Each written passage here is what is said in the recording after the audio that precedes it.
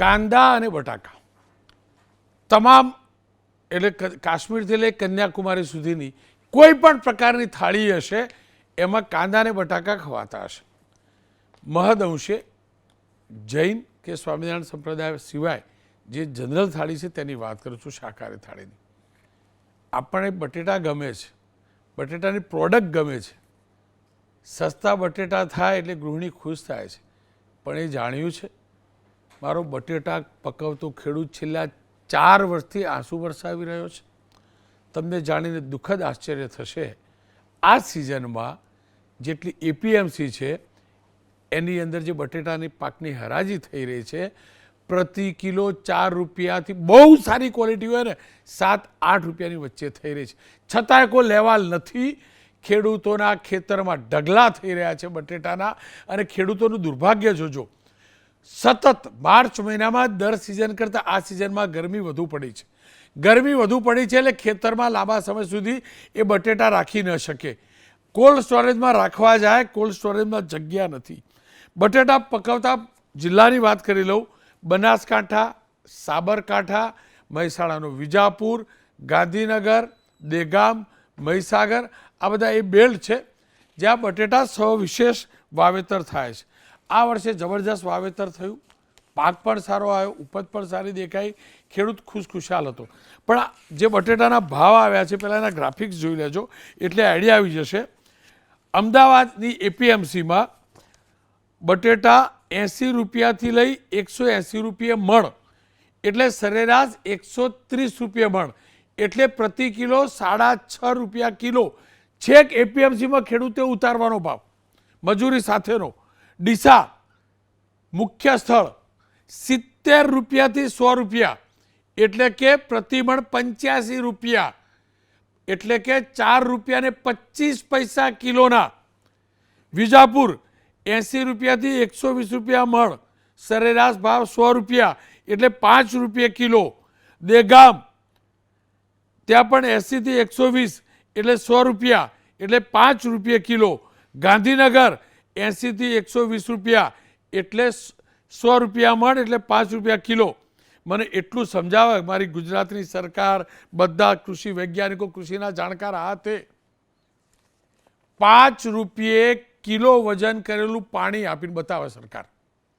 પાણીની bottle 1 litre લઈએ ને 20 રૂપિયા ભાવ છે, 20 રૂપિયા.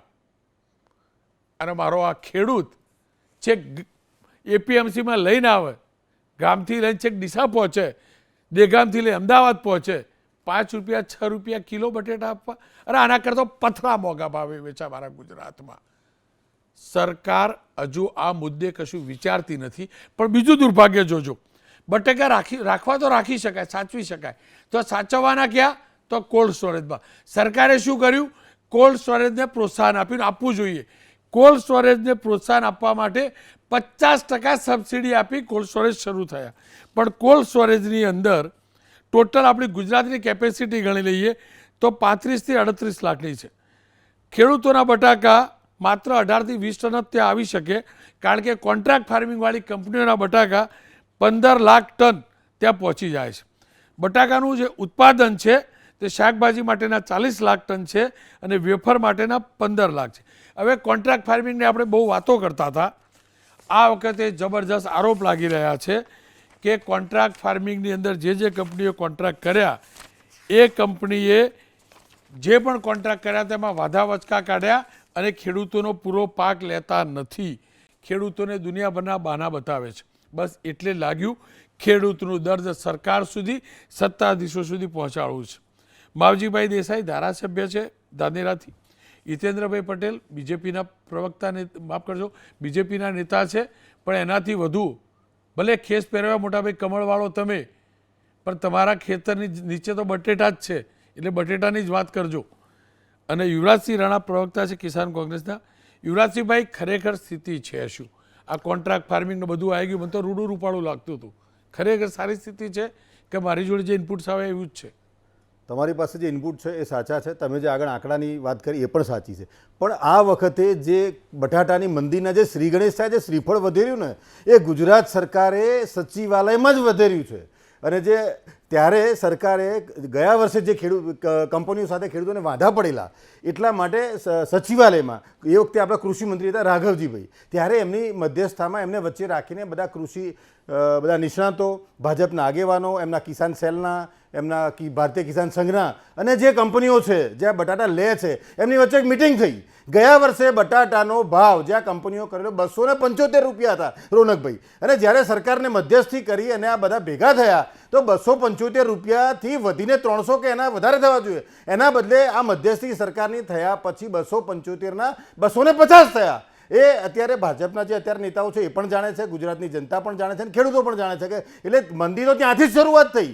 અને એના પછી આજે તમે પ્રાઇવેટ કંપનીઓની વાત કરી તો એ મંદી ભાવ એક તો 25 રૂપિયા મને નીચો કર્યો એમણે, અને એના પછી જ્યારે ખેડૂતોને આ વર્ષે જે કોન્ટ્રાક્ટ થયા ફાર્મિંગ નક્કી થયું ત્યારે જ્યારે લેવાના આવ્યા ત્યારે મોટા ભાગના એમના ડીલરો અમારી કંપની નથી લેતી, માલ નથી લેતી કહીને છૂટી પડ્યા. એટલે ઘણા બધા ખેડૂતો રખડી પડ્યા, અને જેનો માલ ગયો એમના સ્ટોરેજ સુધી તો ત્યાં જાય એટલે ત્યાં એનું સેમ્પલ લેવામાં આવે. સેમ્પલ લેવામાં પણ રોનકભાઈ મોટે ભાગે ફેલ કરે.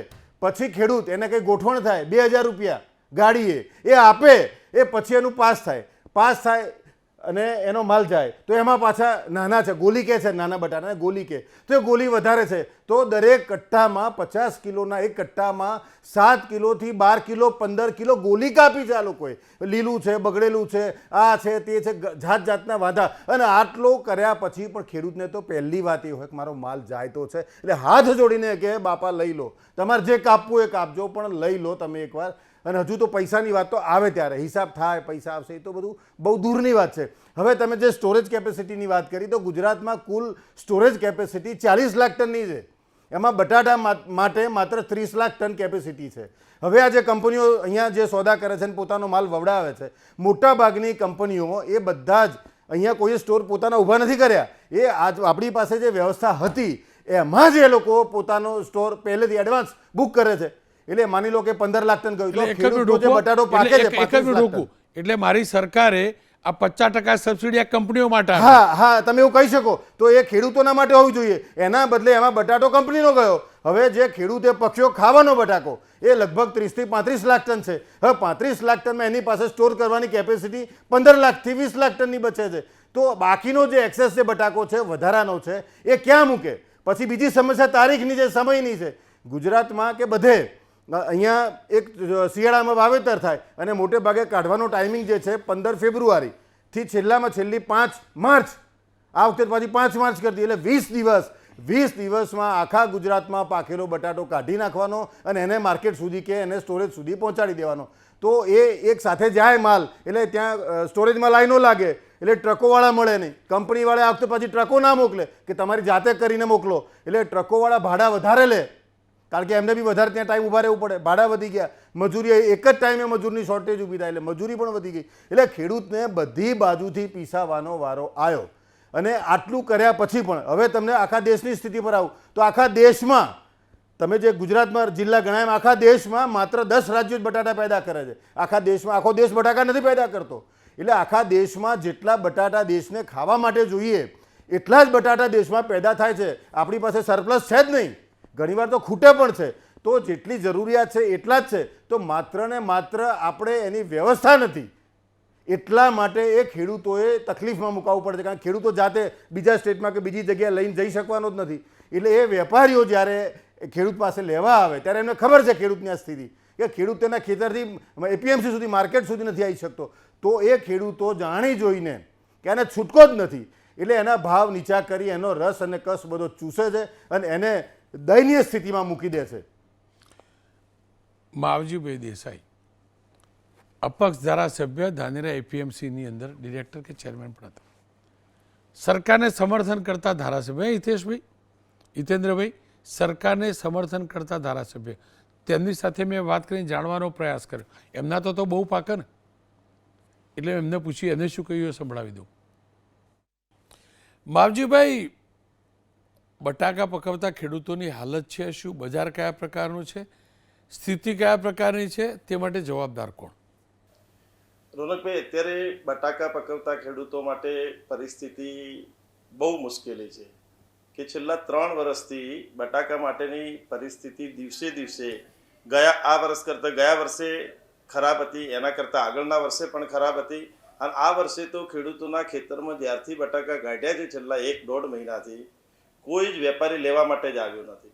એ લોકોને ના છૂટકે પછી બારદાન અને બાકીનો ખર્ચો કરી અને કોલ્ડ સ્ટોરેજો છે, કોલ્ડ સ્ટોરેજોમાં અત્યારે ભાડે મૂકવાનો વારો આવ્યો છે.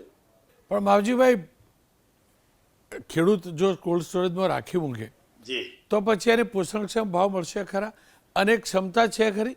ના, મળવાની શક્યતા નથી. આ સાલ કોલ્ડ સ્ટોરેજો પણ 25 થી 30 કોલ્ડ સ્ટોરેજો વધારે નવા બન્યા છે, જેથી કોલ્ડ સ્ટોરેજની કેપેસિટી ખૂબ છે અને કોલ્ડ સ્ટોરેજમાં માલ પડ્યો રહે અને ભાવો નથી મળતા ને નથી નીકળતો અને છેલ્લે પછી નીકાળવાનો થાય તો જે આજે 8-10 વર્ષ પહેલાં આપે જોયું છે કે રસ્તા ઉપર ખેડૂતો ટ્રેક્ટર લઈને આવ્યા અને કોઈ જ ભાવ નહોતો મળ્યો, એમની કોઈ કોડીની પણ કિંમત ન રહી. એ પ્રકારની પરિસ્થિતિ આ સાલ ખેડૂતોની દેખાય છે. અને એટલા માટે કરી અને મેં સરકારમાં પણ માન્ય મુખ્યમંત્રી શ્રી સાહેબ ભૂપેન્દ્રભાઈનું પણ ધ્યાન દોર્યું હતું અને માન્ય કૃષિ મંત્રીશ્રીને પણ આના બાબતે રજૂઆત કરી પણ છે. ગૃહમાં પણ મેં વાત કરી છે કે જે રીતે બીજા ખેડૂતોને બીજા બધા પાકો માટે MSP છે, એ જ પ્રકારે આમાં પણ કંઈક સહાય મળે. છેવટે કશું ન મળે તો જે ભાડું છે એ ભાડું, જે કોલ્ડ સ્ટોરેજનું ખેડૂતને ભાડું ચૂકવવાનું થાય છે, જો ભાડું ચૂકવવામાં આવે ને તો પણ ખેડૂતને કંઈક રાહત થઈ જાય અને ખેડૂતને ભાડું નીકળી જાય તો અત્યારે પણ એ 5 રૂપિયા 6 રૂપિયા એકવાર બટાકો વેચીને એની મૂડી ઊભી નથી થતી, પણ ક્યાંક ને ક્યાંક એને થોડીક સહાય મળી જાય. જે કોન્ટ્રાક્ટ ફાર્મિંગ કરાવે છે કંપનીઓ, જી, એ કંપનીઓનું વર્તન બદલાયું છે કે વચન પ્રમાણે જ એ હા, લોકો ખેડૂતોને ખરેખર ભાવ આપે છે? જી, અમે APMC ની અંદર છીએ, હું પણ APMC ની અંદર ડાયરેક્ટર છું. અત્યારે ઘણી બધી ફરિયાદો કોન્ટ્રાક્ટ ફાર્મિંગ વાળા ખેડૂતોની આવે છે કે જ્યારે તેજીનું વર્ષ હોય ત્યારે તો ખેડૂત પાસેથી જે કોન્ટ્રાક્ટ કર્યું છે એ પ્રમાણે પૂરેપૂરો માલ લઈ જાય છે, કંઈ પણ રિજેક્શન કે કંઈ પણ પ્રોબ્લેમ નથી નીકળતો. પરંતુ અત્યારે ઘણી બધી ફરિયાદો આવે છે કે જે કોન્ટ્રાક્ટ ફાર્મિંગ કર્યું છે પરંતુ એની અંદર અમારું 10% રિજેક્શન, 20% રિજેક્શન, નાનું બટાકું નહીં, આવા અનેક પ્રકારના પ્રશ્નો અને ફરિયાદો ઘણી બધી અત્યારે કોન્ટ્રાક્ટ ફાર્મિંગમાં પણ જોવા મળી રહી છે. એટલે કોન્ટ્રાક્ટ ફાર્મિંગ વાળી જે કંપનીઓ છે, તમે એમ કહેવા માગો છો કે જે સ્થિતિ છે એનો ફાયદો ઉઠાવી રહ્યા છે અને ખેડૂતોનો માલ જાણી જોઈને રિજેક્ટ કરી રહ્યા છે? હા, એવા પ્રશ્નો, હું પણ ખેડૂત છું એટલે એવા પ્રશ્નો અત્યારે ઘણી જગ્યાએથી આવે છે. એટલે મારું તો વચ્ચે પણ જ્યારે અમે સરકારમાં બેઠા ત્યારે વાત હતી કે એક મધ્યસ્થી તરીકે APMC કે કંઈક એવું હોય ને, 3 પાર્ટી એગ્રીમેન્ટ, એ જે કોન્ટ્રાક્ટ ફાર્મિંગની કંપની, ખેડૂત અને કંઈક સહકારી આ જે સંસ્થા છે APMC જેવી વચ્ચે સંસ્થા હોય મધ્યસ્થી તરીકે, તો ક્યાંય ખોટું થવાની શક્યતા ન રહે અને તટસ્થ રીતે ખેડૂતને એનો જે કોન્ટ્રાક્ટ ફાર્મિંગ કર્યો હોય, જે પૂરતો ભાવ કીધો હોય, જે પ્રકારની એની સીડની વ્યવસ્થા કીધી હોય, એનું જે બટાકું ઉત્પાદન થાય છે, જે ક્વોલિટી માગી હોય એ ક્વોલિટી પ્રમાણે એને માલનું તોળાટ પણ થઈ જાય અને એના પૈસા પણ ખેડૂત પાસે આવી જાય. પરંતુ જ્યારે મંદીનું વર્ષ આવે ત્યારે આ બધી સમસ્યાઓ ખૂબ મોટા પ્રમાણમાં ખેડૂતને રોનકભાઈ જોવા મળે છે. માવજીભાઈ, એક અંતિમ સવાલ. જી, મને કોઈ એવું કહ્યું કે કોલ્ડ સ્ટોરેજ છે, જી, પણ મોટાભાગના કોલ્ડ સ્ટોરેજમાં કોન્ટ્રાક્ટ ફાર્મિંગ વાળું લગભગ 15 લાખ ટનની આસપાસનું ઉત્પાદન હશે. મોટાભાગના કોલ્ડ સ્ટોરેજમાં મોટાભાગનો માલ આ કોન્ટ્રાક્ટ ફાર્મિંગ વાળાનો પડ્યો રહે છે. એના કારણે ખેડૂતોને અથવા તો કોલ્ડ સ્ટોરેજ મોંઘા ભાવે રાખવું પડે છે અથવા મળતું નથી. ના એ પણ આ કોલ્ડ સ્ટોરેજ વાળા તો સરકારી સબસિડીથી શરૂ થાય ને મોટાભાઈ? હા, કોલ્ડ સ્ટોરેજોની અંદર સરકારની સબસિડી છે અને સરકારનો પણ ઉદ્દેશ્ય એટલી મોટી સબસિડીઓ આપી છે એની પાછળનું કારણ તો ખેડૂતો માટે જ છે કે ખેડૂતો આટલું બધું ઉત્પાદન કરતા હોય, બટાકા જેવી જે વસ્તુ છે કે જે બહાર રહી ન શકે, તો આટલા મોટા કોલ્ડ સ્ટોરેજો સરકારના સબસિડીના માધ્યમથી બને અને ખેડૂતોને આવું જ્યારે નબળું વર્ષ હોય, જ્યારે તકલીફો હોય ત્યારે ખેડૂત વ્યાજબી ભાડાની અંદર એની અંદર રાખી શકે એ માટે સરકારની યોજના ખૂબ સારી છે.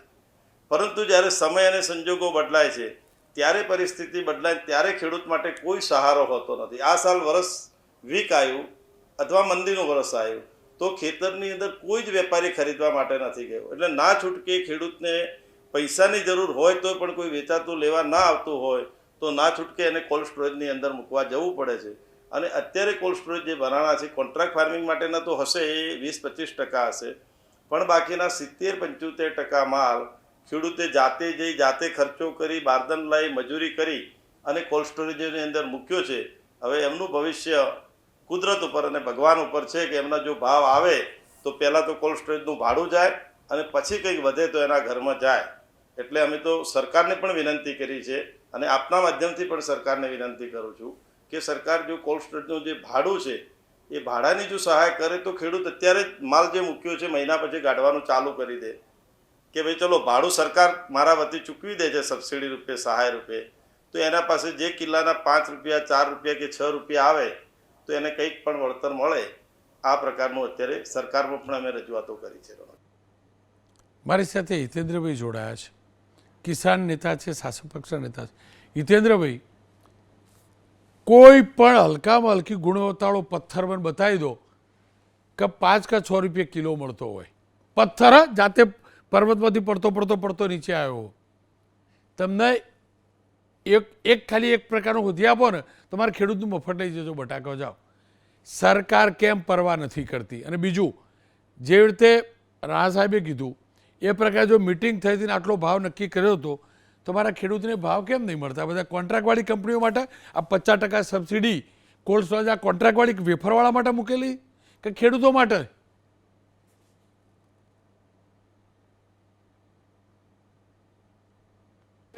આજે આખી ચર્ચા બટાકાના ખેડૂતો માટેની જે થઈ છે એના માટે આપનો આભાર. ગુજરાતમાં બટાટા પકવતા ખેડૂતો ઘણા સમયથી મુશ્કેલી અનુભવી રહ્યા છે, વાત સાથે પણ સંમત છું.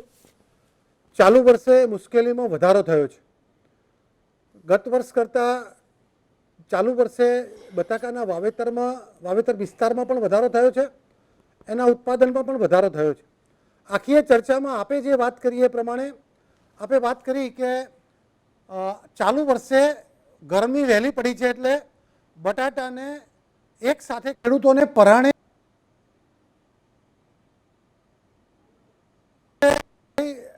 યુવરાજસિંહભાઈએ પણ ખૂબ સરસ વાત કરી. મારે એમને અભિનંદન તમામ જવાબ યુવરાજસિંહભાઈએ આપી દીધો છે. અહીંયા કોન્ટ્રાક્ટ ફાર્મિંગમાં બટાકા પકવતા ખેડૂતો અને કંપનીઓ વચ્ચે મધ્યસ્થી બનવા માટે રાજ્ય સરકારે પ્રયત્ન કર્યો હતો એવું માન્ય યુવરાજસિંહભાઈએ કીધું છે. સાથે સાથે સરકારે પણ સુનિશ્ચિત કર્યું હતું કે આ કોન્ટ્રાક્ટ જે છે એના અમલીકરણ માટે રાજ્ય સરકાર મધ્યસ્થી બને એટલા માટે ટ્રાય પાર્ટી એગ્રીમેન્ટ કરવા જોઈએ. પણ કેટલાક ખેડૂત આગેવાનો એ બાબતે સંમતિ નહીં બતાવતા રાજ્ય સરકારની પૂરી તૈયારી હોવા છતાં એ કામ થઈ શક્યું નથી. એમણે એ પણ વાત કરી કે એક સાથે કાઢવા પડે છે એટલે મજૂરોની અછત પડે છે, સાથે સાથે ટ્રકની અછત પડે છે, એક સાથે માલ આવી જાય એટલે સ્ટોરેજમાં લાઈનો લાગે છે. એટલે અહીંયા ભાવ નહીં મળવાની જે મુશ્કેલી છે એ આપે પણ અને યુવરાજસિંહભાઈએ સ્વીકારી છે, માટે અભિનંદન. અહીંયા ખેડૂતોને જે મુશ્કેલી પડી છે, થોડીક આની પશ્ચાત ભૂમિકામાં જઈએ તો પાછલા વર્ષે 1,25,000 હેક્ટરમાં વાવેતર હતું, આ વખતે 1,50,000 હેક્ટરમાં વાવેતર થયું છે. એટલે વાવેતર વિસ્તાર એટલો વધ્યો છે. ગરમી પડી છે એટલે એક સાથે કાઢવો પડ્યો છે. અહીંયા સ્ટોરેજ કેપેસિટીની પણ વાત થઈ અને સરકારે આ કરવું જોઈએ એનું સૂચન પણ યુવરાજસિંહભાઈનું હતું. હું થોડા આંકડા આપણને આપું. આપે પણ જે વાત કરી એ પ્રમાણે સ્ટોરેજ કેપેસિટીમાં જે વધારો થયો છે તો 2000ની સાલમાં આપણે 70,000 હેક્ટરમાં વાવેતર કરતા હતા, અત્યારે આપણે 1.5 લાખ હેક્ટરમાં વાવેતર કરીએ છીએ. ત્યારે ઉત્પાદન 7 લાખ મેટ્રિક ટન હતું, અત્યારે 50 લાખ ટન એટલે 7 ગણું ઉત્પાદન થયું છે. ભલે વાવેતર વિસ્તાર ડબલ થયો પણ આધુનિક ટેકનોલોજી અને સરકારના સહાયથી ખેડૂતોની મહેનતથી આપણે ઉત્પાદન ખૂબ વધારી શક્યા છીએ. કોલ્ડ સ્ટોરેજની વાત કરતા હતા તો કોલ્ડ સ્ટોરેજ 2000ની સાલમાં 125 કોલ્ડ સ્ટોરેજ હતા, અત્યારે 1000 જેટલા કોલ્ડ સ્ટોરેજ છે. પાછલા વર્ષે 1 કરોડ કટ્ટા નવા મુકાય એવી વ્યવસ્થામાં આવી છે. હિતેન્દ્રભાઈ એક સેકન્ડ ઉભા રહો. એની સ્ટોરેજ કેપેસિટીની વાત મોટાભાઈ એક સેકન્ડ તમારું બધું સાચું. તમે કીધું એના કરતા 4 ગણું સાચું. 2000ની સાલમાં મારા ખેડૂતને કેટલા રૂપિયા મળતા હતા? કેટલા રૂપિયા મળતા હતા? આજે કેટલા રૂપિયા મળે છે? 2000ની સાલમાં 5 રૂપિયાનો આઈસ્ક્રીમ આવતો હતો. આઈસ્ક્રીમ તમે મેં ખાધો હશે, કેન્ડી ખાધી હશે, બરાબર? અત્યારે પેલો ઘસેલો બરફ 25 રૂપિયાનો મળે. કોણ મને? તમે 2000 ગણાવો છો ને, 2025માં કેટલા, 2005માં કેટલા મળતા હતા? બટેટાના ભાવ કહી દો ચલો. રોનકભાઈ, તમે અને યુવરાજસિંહભાઈએ સ્ટોરેજ કેપેસિટી સરકારે વધારવી જોઈએ. આવી ગયો મુદ્દો. સરકારે શું કરવું ભાઈ, જોઈએ સાંભળો, એનો સરકારે પ્રશ્ન કર્યો. દર આવી એટલે ગયો. એને- મારી એટલે મારી વાત તો ખેડૂતના ભાવની વાત છે સાહેબ, અને ખેડૂતનો ભાવ સમજજો. ભાવનો મતલબ સમજો છો ને હિતેન્દ્રભાઈ? રૂપિયાવાળો ભાવ નહીં કહેતો, ખેડૂતનો ભાવ સમજજો. આપણે વાતો કરીએ ને આ ઉત્પાદન વધ્યું, ખેડૂતને ખર્ચા કેટલા વધે એ તમે જાણો મારા કરતાં વધુ. હું તો એસી બેહું, તમે તો કોઈ વાર તો ખેતરમાં જતા હશો એસી ગાડી લઈને. 5 રૂપિયા 20માં કેટલા બટાકું મળતું હતું? રોનકભાઈ મને 2 મિનિટ તમે સાંભળો તો આખી એ વાત હું પૂરી કરું એમ. કર દો. દાખલા તરીકે સરકારે આ બટાટાના સારા ભાવ મળે એટલા માટે શું કર્યું એ મને 2 મિનિટ સાંભળો તો. કારણ કે આ પેરિસેબલ આઇટમ છે, એને તાત્કાલિક તમે બધા કીધું એ પ્રમાણે આ 20 દિવસની સિઝન છે એટલે કોલ્ડ સ્ટોરેજમાં મૂકવા પડે. 125 કોલ્ડ સ્ટોરેજમાંથી 1000 કોલ્ડ સ્ટોરેજ આ સરકારે કર્યા. 7 લાખ મેટ્રિક ટનની કેપેસિટીમાંથી 40 લાખ મેટ્રિક ટનની સ્ટોરેજ કેપેસિટી કરી. અને એના કરતાં આગળ આ સરકારે વેલ્યુ એડિશન કરી અને પ્રોસેસિંગ કરી અને એક્સપોર્ટ થાય એ માટે 18 થી 20 લાખ ટન બટાટાનું પ્રોસેસિંગ થાય અને એક્સપોર્ટ થાય એવી વ્યવસ્થા કરી છે.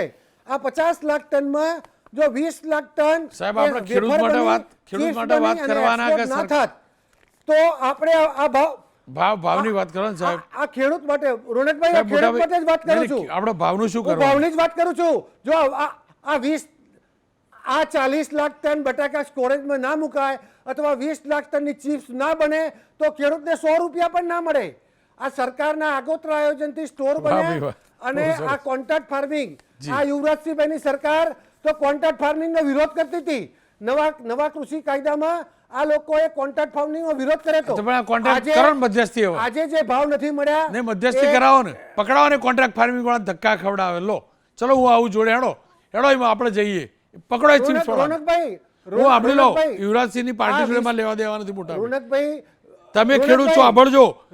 મારા ખાનદાનમાં કોઈ બટેટા નહીં કોન્ટ્રાક્ટ ફાર્મિંગ થયું છે એના બટાકા તો ગયા જ છે. તમારે સાંભળો ને, એને કેટલા હેરાન કર્યા લોકો કે ભાઈ હિતેન્દ્રભાઈ આપણો. હું હજી કહું છું ખેડૂતનો ભાવ સમજજો. ખેડૂતનો ભાવ સમજજો. બહુ સબસિડીઓ આપીએ છીએ, બહુ બધાના દેવા માફ કરીએ છીએ, બહુ બધું કરીએ છીએ. ખેડૂત માટે સરકારમાં રજૂઆત કરજો કે ખેડૂતનો અહીંયા લાલ થઈ ગયો કબો, એ બોરા ઉચકીને તો સબસિડી માટે વિચારે. ટ્રાન્સપોર્ટ હજી કહું. અને જીતુભાઈ તો તમારા મારા મિત્ર છે, જાતે ટ્રેક્ટર ચલાવવાવાળા. તમે હું તો ખાલી રીલ બનાવવા પૂરતું છે, રિયલ ચલાવ કહેજો એમના તો ના પાકતા હોય બટાકા, પણ આપણા તો પાકે એટલે કહેજો કે જીતુભાઈ ખેડૂતને સબસિડી આપો, ટ્રાન્સપોર્ટ સબસિડી આપો, અને આ જે કોલ્ડ સ્ટોરેજમાં રાખે ને એના માટેની કંઈક સબસિડી વિચારો ભાડાની અંદર. યુવરાજભાઈ, સમયનો અભાવ છે, આપ કહી દો. મારી હિતેન્દ્રભાઈ જે વાત કરી એ પ્રમાણે એવું લાગે કે આખા દેશમાં આખા રાજ્યમાં બધે ફૂલ ગુલાબી ચિત્ર છે, પણ વાસ્તવમાં જ્યારે સરકારમાં ભેગા થયા, ખેડૂતનું ભલું કરવા ભેગા થયા અને ભાજપની જ બધી ભગીરી સંસ્થાઓ ભેગી થઈ તો ભલું 275 ના 250 કર્યા. એ ખેડૂતનું ભલું કર્યું. હવે જો એમને ભલું લાગતું હોય તો એમને મુબારક. એમણે ખેડૂતનું ગળું દબાવવાનું ત્યાંથી જ શરૂ કર્યું. બીજું એમણે એક્સપોર્ટની વાત કરી તો ખાવાનો બટાકો રોનકભાઈ નથી એક્સપોર્ટ થતો. એક્સપોર્ટ થાય છે, જે કંપનીઓ મૂકે છે એ લોકો બહાર લઈ જાય છે. ખેડૂતનો પકવેલો જે ખાવાનો બટાકો છે એ દેશની જરૂરિયાત જ નથી પૂરી કરી શકતો અને જરૂરિયાત કરતાં ઓછો થાય છે. એટલે જે સરકાર અત્યારે જે વાતો કરે છે તો એ માત્ર ખેડૂતને આજે સ્ટોર કરવાની જે કેપેસિટી છે એમાં વધારો કરી આપે અથવા કંપનીઓને કહે કે એ એમના જરૂરિયાત છે એ જાતે બનાવે, એ એમને જાતે ઊભું કરે તો કંઈક થાય, તો ખેડૂતોમાં જાય અને તો ખેડૂતને કંઈક ભાવ મળે. એ સરકારના કારણે મળે એમ નથી. એ સરકાર ભેગા થઈ અને ભાવ ઘટાડ્યો. વાત કરી તો 2 મિનિટ તો એમાં આ સરકાર જે લઈ આવી એ એમના ઉદ્યોગપતિઓ માટે હતી. ટૂંકમાં કહી દેજો મોટાભાઈ, સમયનો અભાવ છે, છૂટ નહોતી. એક સેકન્ડ, સમયનો અભાવ છે, હું આગળ વધીશ. હિતેન્દ્રભાઈ એકદમ ટૂંકમાં કહી દેજો, સમયનો અભાવ છે, મારો કોમર્શિયલ જશે. રોનકભાઈ, આ ખેડૂતોની મુશ્કેલી છે અને મુશ્કેલીમાં સાથે રહેવા માટે અમે લોકોએ પણ અને અનેક ધારાસભ્યોએ સરકારને રજૂઆત કરી છે. ભૂતકાળમાં પણ સરકારે જે પ્રયત્નો કર્યા હતા એ હિતેન્દ્રભાઈ ખૂબ ખૂબ આભાર. વખતે પણ ખેડૂતો સાથે પૂરતી સહાનુભૂતિ છે. હિતેન્દ્રભાઈ ખૂબ ખૂબ આભાર. સહાનુભૂતિ જો રિઝલ્ટમાં પરિણામ ને તો ગોળ ધાણા લઈને હું તમારે ત્યાં આવો, નહીતર પેલા પથરાના ભાવના બટાકા નહીં વેચાતા. એટલું મગજમાં રાખજો હિતેન્દ્રભાઈ. આ ખેડૂતની હાલત છે. ફરીથી કહી દઉં, ઉત્પાદન વધુ કરશો ને, મારો ખેડૂત બંધ કરી દેશે ને, એટલે લઈ આવજો પેલી નદીમાંથી પથરાણ ખાજો પકવીને બાફીને. હું તો બોલીશ, એક વિરામ અને વિરામ બાદ વાત કરીશ એક મુસ્લિમ પરિવારે કરેલા શ્રેષ્ઠ દાનની.